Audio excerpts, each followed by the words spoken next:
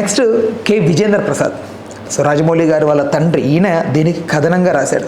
అంటే మీరు బాహుబలి పార్ట్ 1, 2 అవనివ్వండి, ఇది లైక్ నాకు ఎలా ఉంటుందంటే లైక్ ఇది ఒక the jungle book kind of story అనిపిస్తుంది. అలా జంగిల్ బుక్ కూడా కాదు.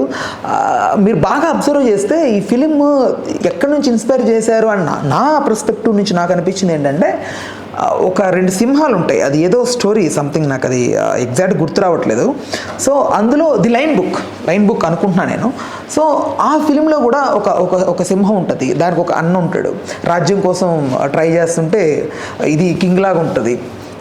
ఈ కింగ్ లాగా ఉంటుందని నచ్చకపోయేసరికి ఎలాగోలా చంపేయడం కోసం ట్రై చేస్తే అట్లా లాస్ట్కి లైక్ అక్కడ కొండ మీద నుంచి తోసేసినప్పుడు కూడా లైక్ ఇవన్నీ నాకు సిమిలర్గా కనిపించాయి స్టోరీ లైన్. బట్ స్టోరీ పరంగా విజేంద్ర ప్రసాద్ గారు దాన్ని అసలు హ్యాండిల్ చేసిన విధానం ఒక్కసారి ఆలోచిస్తే ఎంత పెద్ద బలమైన క్యారెక్టర్స్ తీసుకొచ్చి పెట్టాడండి స్టోరీలో. దానికి ఎంత పేషెన్స్ కావాలి.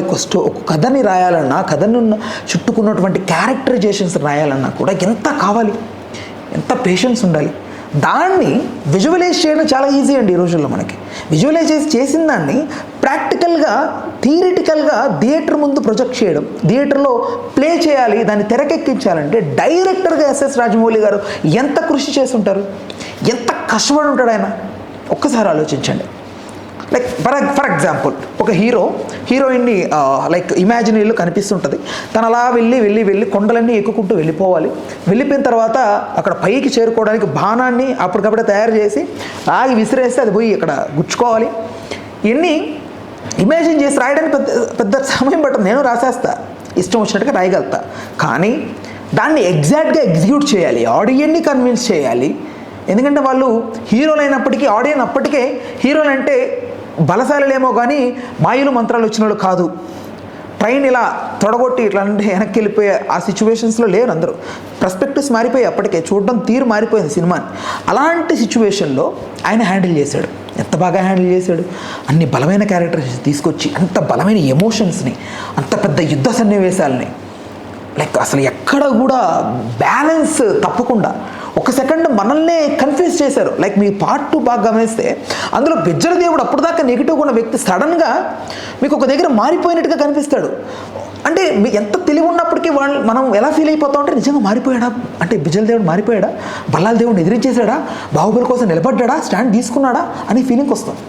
వచ్చి రియలైజ్ అయ్యే లోపే ఆ క్యారెక్టర్ నెగిటివే, ఆ నెగిటివిటీ అలాగే ఉంది అని మళ్ళీ చూపెట్టాడు. వండర్ కదా అది. నిజంగా అది రాయడం చాలా సింపుల్, బట్ తీయడం చాలా కష్టం. నిజంగా రాజమౌళి గారి గురించి కూడా ఒకసారి మాట్లాడుకుంటే, ఆయన ప్రభాస్ గారు ఒక 5 years పెట్టారు దీంట్లో ప్రాజెక్టులు అంటే, ఇంక్లూడింగ్ ఈయన కూడా పెట్టాడు. రాజమౌళి ప్రాణం పెట్టాడు ఆయన. నిజంగా ఈరోజు ఆయన సినిమాలు అన్నింటిలో కల్లా బాహుబలి గురించి ఎందుకు మాట్లాడుకుంటున్నాం? మగధీర కూడా ఉంది, ఇండస్ట్రీ హిట్, అది ట్రిపుల్ కొట్టింది. అయినా బాహుబలి గురించి ఎందుకు మాట్లాడుకుంటున్నాం? హై బడ్జెటెడా? ఓన్లీ మేబీ రీజన్ అయి ఉండొచ్చు. సో అంటే లైక్ అదే అంత పెద్ద బడ్జెట్ ఉన్న ఫిలింని కూడా ఆయన చాలా స్లోగా, చాలా నెమ్మదిగా, ఎక్కడ తడబడకుండా, ఎమోషన్స్ ఎక్కడ మిస్బ్యాలెన్స్ అవ్వకుండా. పార్ట్ 2లో ఒక్క దగ్గర మిస్బ్యాలెన్స్ అయింది, అది ఎప్పుడైనా పార్ట్ 2 గురించి వచ్చినప్పుడు చెప్తాను. ఒక్క దగ్గర మిస్బ్యాలెన్స్ అయింది ఎమోషన్, మిగతా అంతా కూడా ఓకే. అండ్ పార్ట్ 1కి సంబంధించి చూస్తే లైక్ మీరు కొన్ని సీన్స్లో శివుడు క్యారెక్టరైజేషన్ అవ్వనివ్వండి, అవంతిక క్యారెక్టరైజేషన్ అవ్వనివ్వండి, కట్టప్ప క్యారెక్టరైజేషన్, నిజంగా మోస్ట్లీ మీరు అందరూ నమ్ముతారు లేదో, పార్ట్ 1లో మనకు కట్టప్ప హీరోలా కనిపిస్తాడు ఒక్క పర్స్పెక్టివ్లో.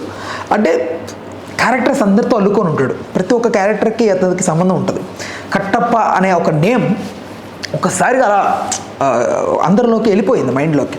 ఎప్పుడైతే పార్ట్ 1కి ఎండింగ్లో వై కట్టప్ప కిల్డ్ బాహుబలి అనేది ఒకటి ఇచ్చారో విజన్, అక్కడి నుంచి మొత్తం అందరికీ ఒకసారిగా వేవ్ ఒకటి పుట్టుకొచ్చింది. నిజంగా అసలు ఆ విజన్కి కానీ, ఆ డేర్కి కానీ, రాజమౌళి గారు ఏదో పర్సంటేజ్ తీసుకొని సినిమాలు చేస్తాడు, రెమ్యునరేషన్ కన్నా కూడా ఏదో కమర్షియల్ అలా మాట్లాడతారు. కానీ సినిమా వర్కౌట్ అవ్వకపోతే ఆయన కెరీర్ వేరు కదా. అలాంటి టైంలో కూడా ఆయన అంత కష్టపడి సినిమా మీద అంత ఫోకస్డ్గా, తన మైండ్ అంత ప్రాణం పెట్టి చేశాడు ఆ సినిమా. అతని ఫ్యామిలీ మెంబర్స్ అందరూ కూడా, రమా గారు, వల్లి గారు. ఎందుకు చెప్తున్నానంటే, నేను మళ్ళీ చెప్తే సెల్ఫ్ డబ్బా అవద్దు అనుకున్నాను, కానీ నేను ఆయన దగ్గర ఒక 1 month పనిచేశాను. RRR పనిచేశాను, నాట్ బాహుబలి. RRRకి సాంగ్, ఇంటర్వెల్ బ్లాక్, ఆ రెండింటికి క్రూ మేనేజర్గా పనిచేశాను. సో అప్పుడు నేను చూసేవాడిని ఆ కష్టం ఎలా ఉండేది. ఆయన అసలు యాక్ట్ చేసి చూపిస్తాడు రాజమౌళి గారు అయితే. నిజంగా ఒక ఎమోషన్ కావాలనుకున్నప్పుడు యాక్ట్ చేస్తాడు ఆయన సీరియస్గా. ఎన్టీఆర్ గారి స్క్రీన్ ఎక్స్ప్లెయిన్ చేస్తున్నప్పుడు కూర్చొని నిజంగా ఆయన యాక్ట్ చేసినప్పుడు నేను వెనక మానిటర్లో చూసేవాడిని. పెద్ద టీవీ ఒక బండిలా ఉంటుంది ఆయన దగ్గర, అక్కడ చేసి చూసేవాడిని. అసలు ఎంత కష్టపడేవాడు ఆయన, అసలు ఎంత ఏంట్రా, ఎంత డెడికేషన్ ఉండాలిరా అనుకునేవాడు. సామాన్యంగా తిరిగేస్తాడు నార్మల్గా అందరిలో, క్యాజువల్గా వాక్ చేసుకుంటూ, స్లీవ్స్ ఇది కప్స్ పెట్టడు, సో ఏదో అంతే లేంట. నేను అంటే ఆయన గురించి ఎక్కువ మాట్లాడలేను. ఇంకా జక్కన్న అంతే, దర్శక ధీరుడు జక్కన్న, దట్స్ ఆల్ అంతే.